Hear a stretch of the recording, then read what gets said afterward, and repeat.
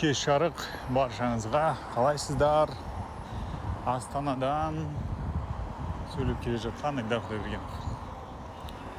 Мен Астанадағы бульварға шықтым қазір. Жұмыс істеп жүрген жерден жарты сағат жаяу жүремін.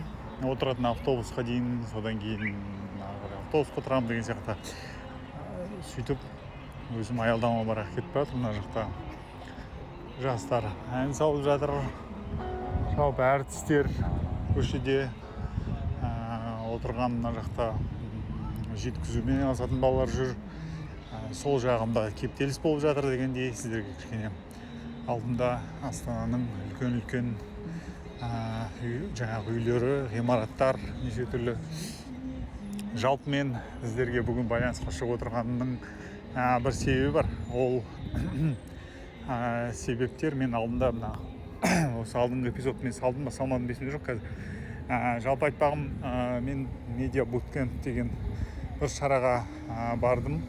Спикер ретінде жасанды интеллект туралы сөйледім ол жерде. Содан кейін алдыңғы жылдан тағы да бір 3-4 студент бар екен. Солар айтты ма білмедім, бірақ маған жақындап студенттер сіз подкастинг туралы да айтып бере алады екенсіз, айтып беріңізші деген сияқты өтініш жасады. Бірінші күннен бастап. Содан мен оларға айтқам, давайте орын табайық, мен айтып берем деп. Содан айтуға ыңғай келді. Екінші күннен кейін ба, үшінші күннен кейін ба ыңғай келді. Және ол кездесу видеоға да жазылды. Адам көп болған жоқ, 7-8 адам жиналды. Оның өзі маған өте үлкен қуаныш болды. Подкастинг туралы сөйлеп, бір тағы ойлармен бөлісіп деген сияқты сұрақтарға жауап беріп, сондай қызық кездесу болды өзіме. Келген кісілерге көп рахмет айтамын. Бірақ содан мен сол кездесуден шыққанда бір ой пайда болды да, ол ойдың жалпы әңгімесі мынандай. Менің подкастингге қатысты жасап жүрген жұмыстарымды қарап, оқып, сеніп, қолдап жүрген адамдар бар екен. Және мен соңғы осы жарты жылда жалпы подкастинг туралы бір жұмыстарым жариялап жүрген жоқпын, ештеңе айтпай жүргендігім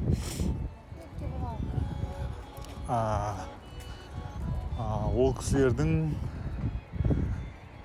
көзінде болған бір үмітті сөндіргендей ма. Егер мен бір өзіме тым көп алып айтып жатсам айып етпессіздер. Мен енді алдында айтқанымдай шындық керек, шынайылық керек. Сондықтан бар шынымды айтып жатырмын. Маған солай сезілді. Маған сенген бір адамдар болған, ал мен оларды қайтады қазір. Қазақшасын қарап алайын қазір.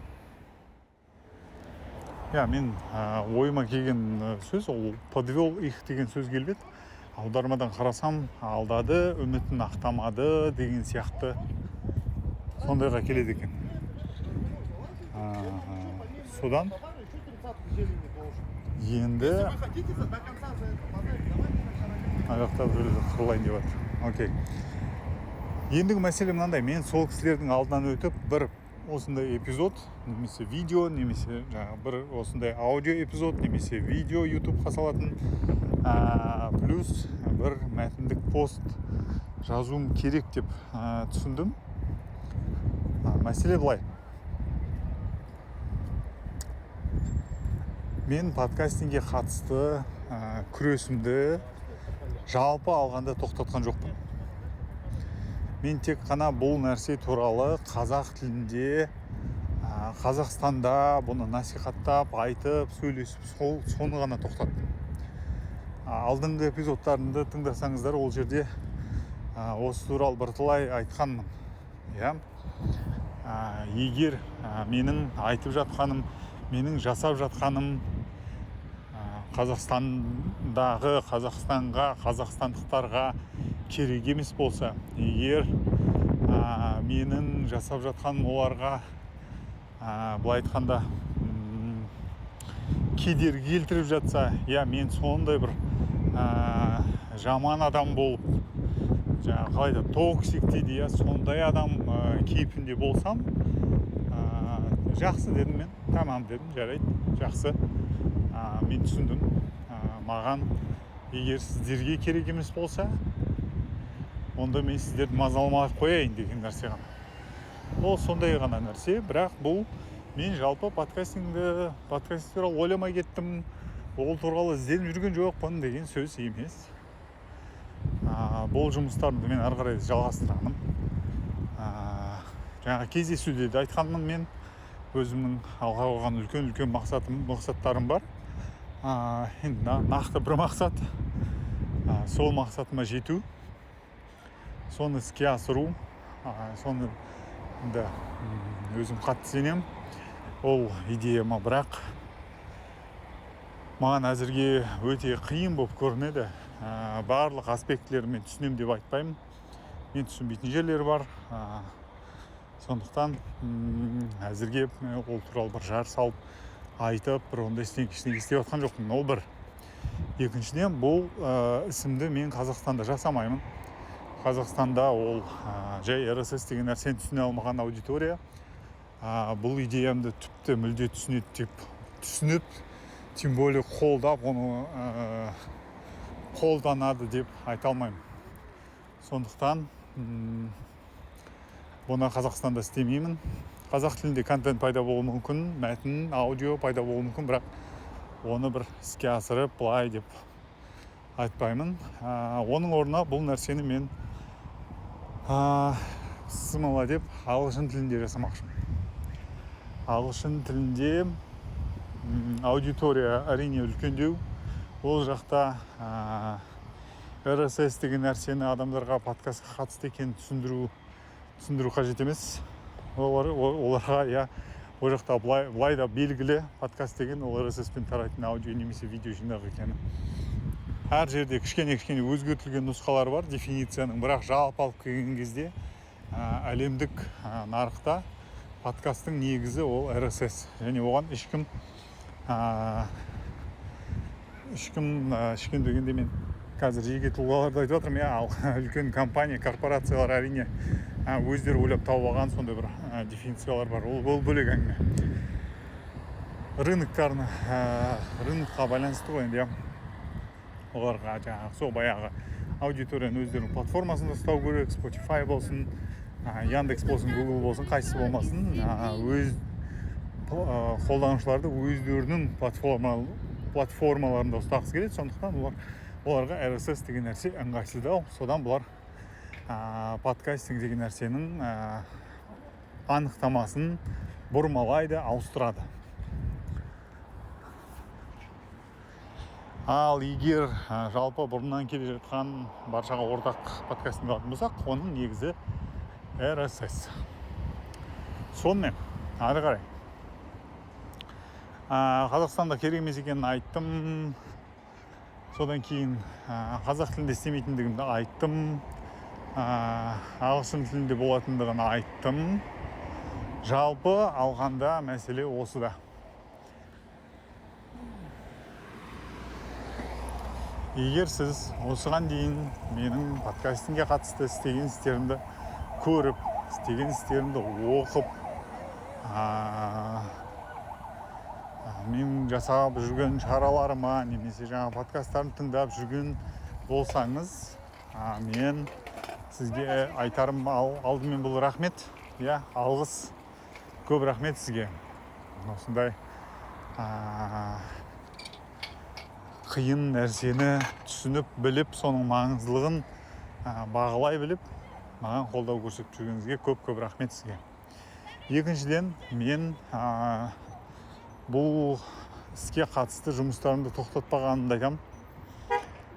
Егер соңғы мен жасаған жұмыстар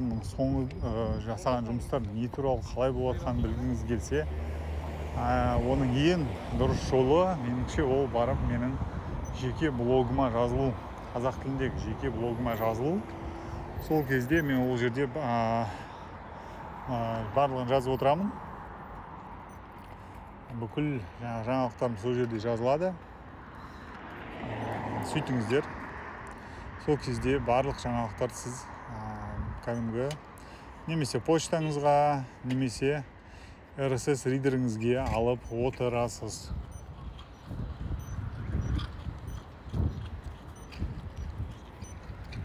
Содан кейін тағы айтатын болсақ,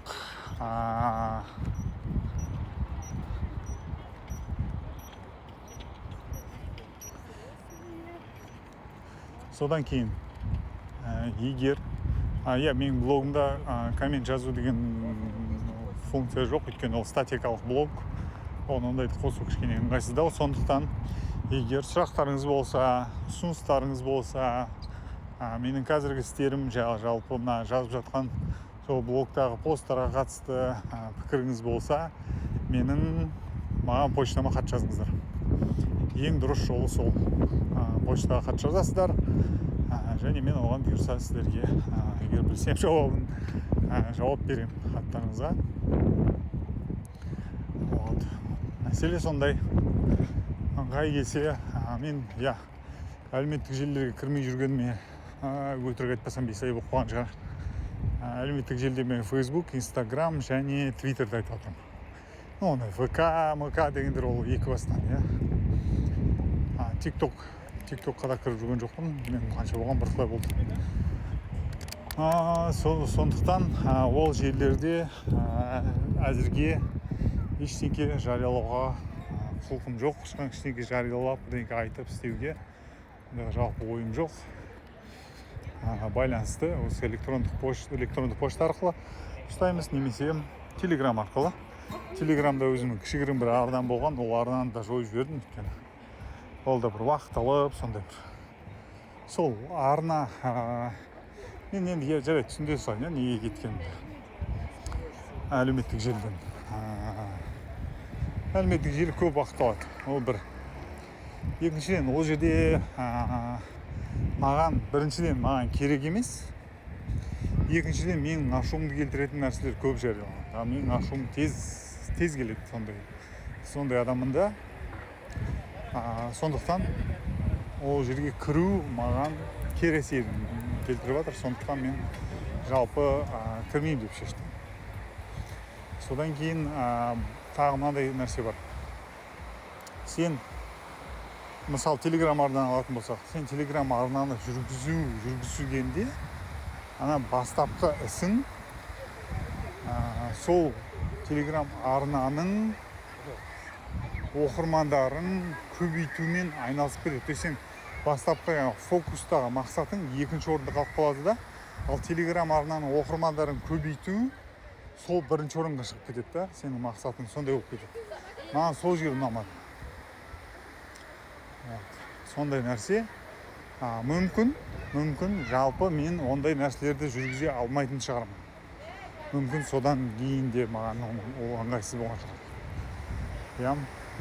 Сол үшін мен ол жерлерден кеттім, жоя алатын нәрсемнің бәрін жойдым. Бірақ мен жұмыстарымды жалғастырып жатырмын. Подкасттарым тірі, медиаман есемін, байланыстамын. Керек адамдар байланысқа шығады, сол Telegram арқылы болсын, WhatsApp арқылы болсын, байланысқа шығады. Қазақстанда Қазақстанда кезінде бір әңгімелердің арасында шыққан бір күшті сөз бар еді. Қазақстан Америкада пайда болып, әлемге таралып Қазақстанға өлуге келген деп. Сөйтіп,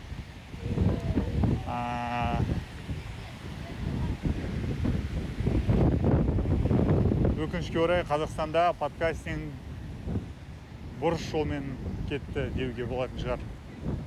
Өте өкінішті. Бұны ойласам, жүрегім қайрылады. Мен істей алмадым ба деп ойлаймын. Бірақ мәселе сондай. Мен шама шарқым жеткенше бәрін істедім.